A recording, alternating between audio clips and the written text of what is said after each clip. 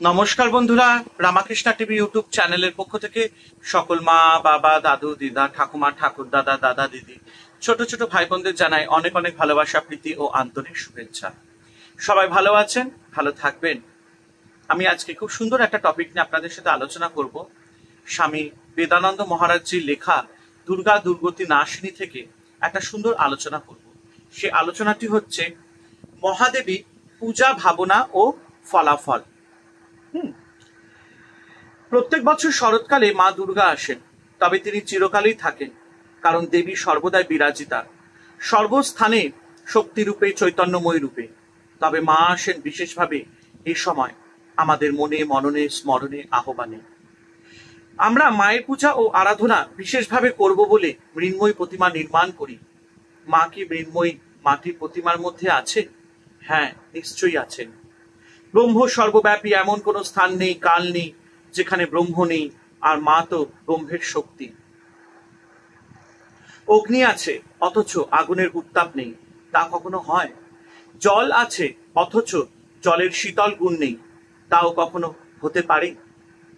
পারে না। তাই মৃত্তিকার মধ্যে মা সূক্ষ্মতম ভাবে রয়েছেন, এই কথা সর্বতোভাবে সত্য। এবার এই মৃন্ময় প্রতিমা তৈরি করার সময় শিল্পীর অন্তরে দেবী ভাবনা চলতে থাকে। সেই ভাবনার প্রভাবে মৃন্ময় প্রতিমা সুন্দর ও অপরূপা হয়ে ওঠে। যদি শিল্পীর অন্তরে দেবী দুর্গা বা কালী মূর্তির চেতনা না থাকে, তবে তার দ্বারা কি প্রতিমা গঠন সম্ভব হবে? একদম। যে মূর্তি করে তার মনে যদি মায়ের প্রতি যদি ভালোবাসা বা তার মধ্যে যদি মায়ের সেই যে একটা ফিলিংস, ভক্তি ভাবনা যদি না থাকে, তাহলে সে মূর্তিটা ঠিক করে কিভাবে বানাবে, তাই না? তাই যে মূর্তি গড়ে এবং যে পুজো করে, দুজনের মধ্যে কিন্তু মায়ের প্রতি সেই ভক্তি ভাবনা, একটা প্রেম ভালোবাসা থাকা উচিত। তাহলেই দেখবে সেই মূর্তি গড়া বা সেই পূজা করা, সেই সেবা করা সফলতা পায়। সফলতা বলতে একটা সুন্দর তার একটা কি বলে, যেমনি মূর্তিটা সে যখন কমপ্লিট হয়ে যায় তখন মানুষ দেখে বলে, বাহ, মূর্তিটা খুব সুন্দর তৈরি হয়েছে, দেখে মনে হচ্ছে খুব মানে মাকে একটু পুজো করি, একটু সেবা করি, মাকে ভক্তি করে ডাকি। তার মানে কি, যে মূর্তিটা করেছে সে মন দিয়ে মাকে ভালোবেসে ভক্তি শ্রদ্ধা করে মায়ের মূর্তিটি গড়েছে। বা যে পুজোটা হয় বাড়িতে, ধরো পুজো করার পর মনে একটা চরম শান্তি পাওয়া যায়, তার মানে কি পুজোটা আমরা ভক্তি ভরে দিয়েছি, মাকে ভালোবেসে দিয়েছি, তাই জন্য পুজোর পর মনটা যেন একদম সুন্দরভাবে একদম মানে কি বলবো, একটা পজিটিভিটির মধ্যে রয়ে গেছে। যদি শিল্পীর অন্তরে দেবী দুর্গা বা কালী মূর্তির চেতনা না থাকে, তবে তার দ্বারা কি প্রতিমা গঠন সম্ভব হবে? কখনোই হবে না। দেবী সর্বভূতে চেতনারূপে বিরাজ করছেন। ইয়া দেবী সর্বভূতেষু চেতনাত্ম ভিধিয়তে। যে দেবী সমস্ত ভূতে চেতন সত্তা রূপে রয়েছেন, তাকে প্রণাম করি। কাজেই শিল্পীর চেতনা শক্তি সূক্ষ্মতম ভাবে দেবীর মুখমণ্ডলে নয়নে সমস্ত অবয়বে ক্রিয়া করেছে, আর তারই প্রভাবে দেবীর মৃন্ময় মুখমণ্ডল করুণা, প্রেম, ক্ষমা, সন্তান, বাৎসল্য ভাবের সঙ্গে সঙ্গে সমর নিপুণা ঈষৎ হাস্যময় ভাবটি ফুটে উঠেছে। এমনই মৃন্ময় দেবী প্রতিমা আমাদের পরিবারে বারোয়ারিতে দেবী মণ্ডপে প্যান্ডেলে এসে যায়। ষষ্ঠী পুজোর আগে মায়ের আরাধনা হবে এই মৃন্ময় মূর্তিতে চিন্ময়ী ভাবনায়। তাই শাস্ত্র অনুসারে দেবীর প্রাণ প্রতিষ্ঠা, পূজা, আরতি, ভোগ নিবেদন, দেবীকে আদর যত্ন সবকিছুই করতে হবে।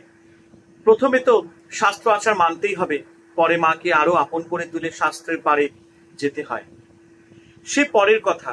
শাস্ত্র বলে দেবী পূজার লক্ষ্য অসুর বিনাশ ও সবকিছুতে সিদ্ধি লাভ। এটা খেলা বা আমোদ প্রমোদ নয়। দেবীর কিভাবে যথাযথ পূজা হবে তা পুরোহিত, শাস্ত্রজ্ঞ, তন্ত্রধারক এবং মাতৃ সাধকেরাই বলতে পারেন।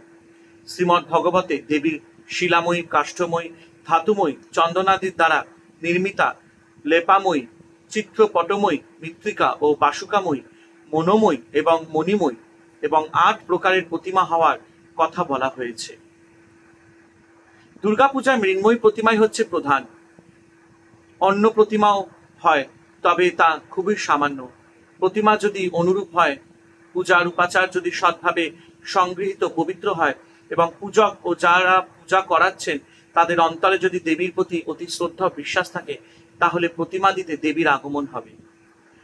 পঞ্চদশীতে বলা হয়েছে, ব্রহ্মা হতে শুরু করে তৃণ স্তম্ভ পর্যন্ত সবই ভগবানের বিরাট রূপের অবয়ব। মাফ করবেন।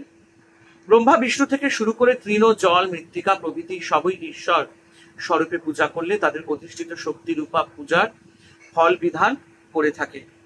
অপর এক মহা তপস্বী বলেছেন, গরুর দুধ তার সর্ব অঙ্গ থাকলেও স্তন দ্বারাই কেবল তাকে পাওয়া যায়। তেমনি দেবতা বিশ্বব্যাপিনী হলেও প্রতিমাকেই তার স্বরূপ সত্তা নিত্য বিরাজিত। এইরূপ জাগ্রতা প্রতিমা কীর্তে আবার যখন প্রাণ প্রতিষ্ঠা করা হয়, তখন আরো মধুর, মনোহর এবং প্রাণময় রূপে দেবীর আবির্ভাব ঘটে। কিন্তু প্রাণ প্রতিষ্ঠা কি জিনিস? প্রাণ প্রতিষ্ঠা হলো হৃদয়স্থ পরম দেবতাকে মন্ত্র সহায়ে হৃদয় থেকে বের করে এনে দেবীর মৃন্ময়ী আধারে প্রতিষ্ঠিত করা। এটা যত সত্য ও আন্তরিক হয়, ততই পূজা সার্থক হয়। দেবীকে এভাবে প্রাণ প্রতিষ্ঠা করার নাম আবাহন। আবার দেবীর হৃদয় থেকে প্রাণকে প্রত্যাহার করে নিজ হৃদয়ে প্রাণকে প্রতিষ্ঠা করার নাম বিসর্জন। প্রাণ প্রতিষ্ঠার মহিমা প্রসঙ্গে কুলার্ণব তন্ত্রে বলা হয়েছে যে প্রাণ প্রতিষ্ঠা যথাশাস্ত্র সিদ্ধ হলে উপাসনায় অন্যান্য মন্ত্রহীন ও ক্রিয়াহীন হলেও মুক্তিরূপ মহাফল প্রদান করবে। তবে যা কিছু ত্রুটি বা অঙ্গহীন হবে, সাধক দেবদেবীর কাছে ক্ষমা প্রার্থনা করে সে সবকে পরিহার করবেন। যে কোনো পূজা দ্রব্য শুদ্ধি করা, যথোচিত মন্ত্র উচ্চারণ করা এবং অত্যন্ত ভক্তি ও শ্রদ্ধা নিয়ে পূজা করলে দেবী অত্যন্ত প্রসন্না হয়। প্রশ্ন হলো, এই পূজা কেন করা হয়? না দেবীর যথার্থ সান্নিধ্য লাভ হবে বলে? দেবীর শক্তির প্রভাবে আমাদের অন্তরের অশুভ গুণরাশি দূর হয়, সেখানে সৎ পবিত্র সৎ ভাবনা, সৎ কর্ম প্রভৃতি জাগ্রত হয়। সমস্ত তন্ত্র শাস্ত্র একযোগে দেবীকে, দেবীর লীলাকে এবং দেবীর লীলা মাহাত্ম্যকে সত্য বলে বর্ণনা করেছে। দেবী মন্ত্রময় ও চৈতন্য স্বরূপিণী। মন্ত্রময় তন্ত্রশাস্ত্র দেবীর হৃদয়, বেদ সকল তার মন, দর্শন শাস্ত্র তার ইন্দ্রিয় এবং অন্যান্য সমস্ত পুরাণ তার দেহ, স্মৃতিশাস্ত্র তার অঙ্গ প্রত্যঙ্গ এবং আর যেসব শাস্ত্র আছে তা দেবীর রোম রাজি বলে বর্ণনা করা হয়েছে। কাজেই দেবী হলেন সাক্ষাৎ সর্বশাস্ত্রমূর্তি, মহাবিদ্যা স্বরূপিণী। সেই তেজময় দেবীর উৎস হল সমস্ত দেবতার জ্ঞান সম্ভূত তেজরাশি। সর্বদেবতার সারভূতা হলেন মা দুর্গা। তিনি অশেষ পুণ্যময়ী, ধর্মময়ী, জ্ঞানময়ী, আনন্দময়ী। তার তুলনা কেবল তিনি।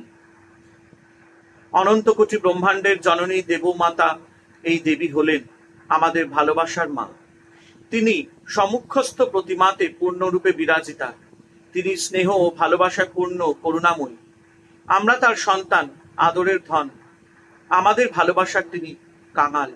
শুধু একটু মা মা ডাকো শোনার জন্য তিনি ব্যাকুল হয়ে সম্মুখে বিদ্যমান রয়েছে।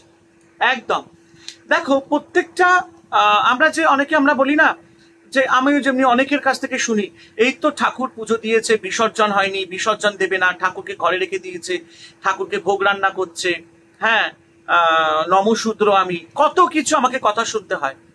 কিন্তু আমি জানি আমার কাছে আমার মায়ের ভক্তিটা কোথায়, আমার কাছে আমার ঈশ্বরের ভক্তিটা কোথায়। যার যার ভক্তি শ্রদ্ধা তার তার কাছে।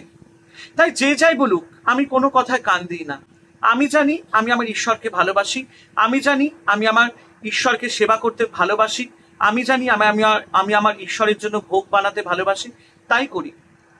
যদি আমার ভোগ বানানোতে, আমার সেবায়, আমার ভক্তিতে যদি কোনো ত্রুটি থাকে, অবশ্যই ঈশ্বর আছেন, ভগবান আছেন, মা আছেন, তিনি দেখবেন, তিনিই আমাকে বুঝিয়ে দেবেন যে কোথায় আমার ভুলটা হয়েছে। যদি কোনো অন্যায় করে থাকি, তিনি অবশ্যই আমাকে শাস্তি দেবেন, যেরকম বাবা মা আমাদেরকে শাস্তি দেন। তাই আমি সবকিছুই তার উপর সঁপে দিয়েছি। তাই যে যাই বলুক, আমার তাতে কিছু যায় আসে না। আমি জানি আমি কোন পথে চলছি, এবং আমি জানি আমি কোন পথে চলবো, কারণ আমি জানি আমি ঈশ্বরকে বিশ্বাস করি। আমার কাছে তারাই আগে, তারাই সবকিছু আগে। তাদের জন্য আমি পৃথিবীতে এসেছি, তাদের মাধ্যমে আমি পৃথিবীতে এসেছি। তারা যতদিন আমাকে রাখবে আমি ততদিন এই পৃথিবীতে থাকবো। যেদিনকে তাদের মনে হবে যে আমাকে পৃথিবীতে থেকে চলে যেতে হবে, আমার সময় ঘনিয়ে এসছে, আমি চলে যাব। তাই জন্য যতদিন আমি বেঁচে থাকবো, যতদিন আমার মন প্রাণ যেটা মনে হবে আমি সেটাই করব।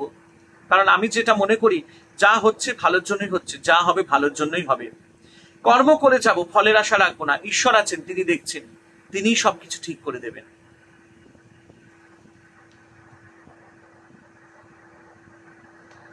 অহো, আজ আমাদের কি সৌভাগ্যের দিন না! এসেছে দেবী, দয়া পরবশ হয়ে এসেছেন আমাদের কাছে, আমাদের মা হয়ে, সবচেয়ে আপনজন হয়ে। ওই তো মার নয়নে কি অপার্থিব প্রেম ও করুণায় ঝরে পড়ছে আমাদের জন্য।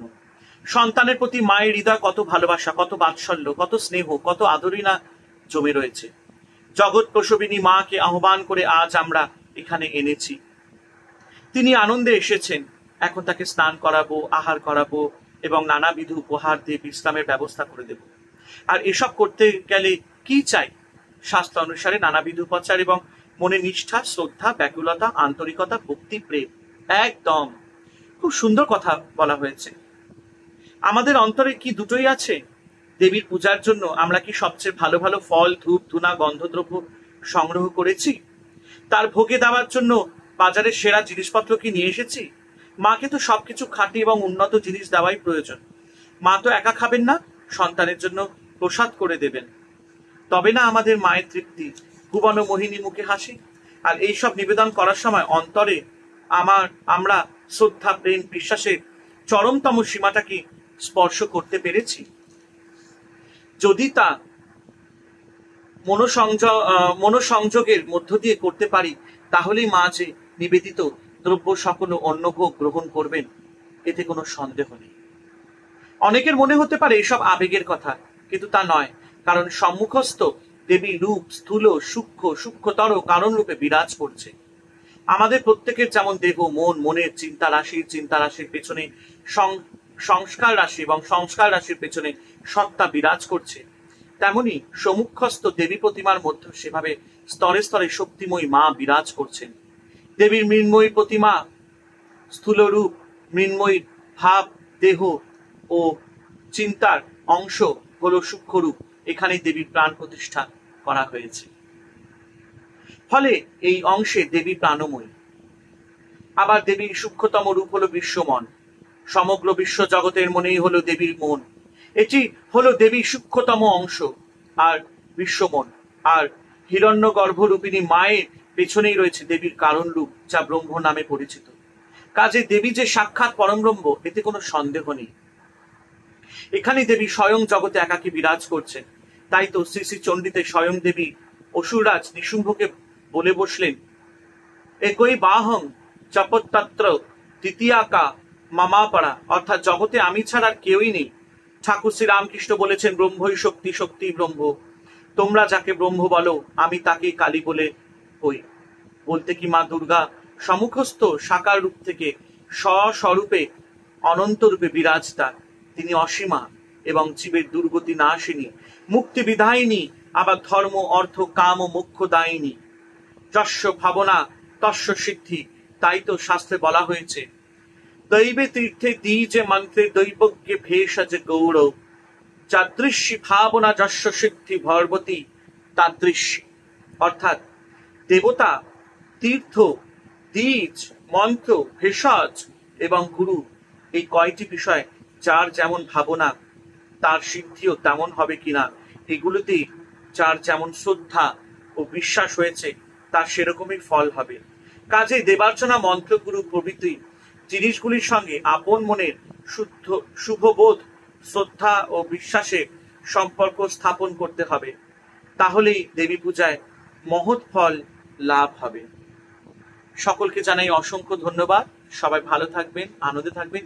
খুব ভালো লাগলো দেবী মৃন্ময়ী মা মহামায়ার সম্পর্কে কিছু আলোচনা করতে। আমার তো খুবই ভালো লাগে সব আলোচনা করতে। আমার তো সেরকম কোনো জ্ঞান নেই, তবে বইটুকু পড়ে যতটুকু আমি বুঝি ততটুকু আপনার সাথে আমি পড়ে সেটাকে শোনাই। এটাতেই আমার একটা মনে শান্তি পাওয়া যায়। তাই যে যাই বলুক, আমি আমার কাজ করে যাব, মায়ের দিকে মুখ চেয়ে তাকিয়ে থাকবো এবং আমার সবকিছুই তো তিনিই ঠিক করে দেবেন, তাই না? সবাই ভালো থাকবেন, আনন্দ থাকবেন, আর আমার চ্যানেল রামাকৃষ্ণা টিভি ইউটিউব চ্যানেলকে অবশ্যই সাবস্ক্রাইব করবেন, শেয়ার করবেন। হরে কৃষ্ণ কৃষ্ণ কৃষ্ণ হরে হরে, হরে রাম রাম রাম হরে হরে। জয় শিব শম্ভু, জয় দেবী দুর্গা দুর্গতি নাশিনী, জয় মা কালী।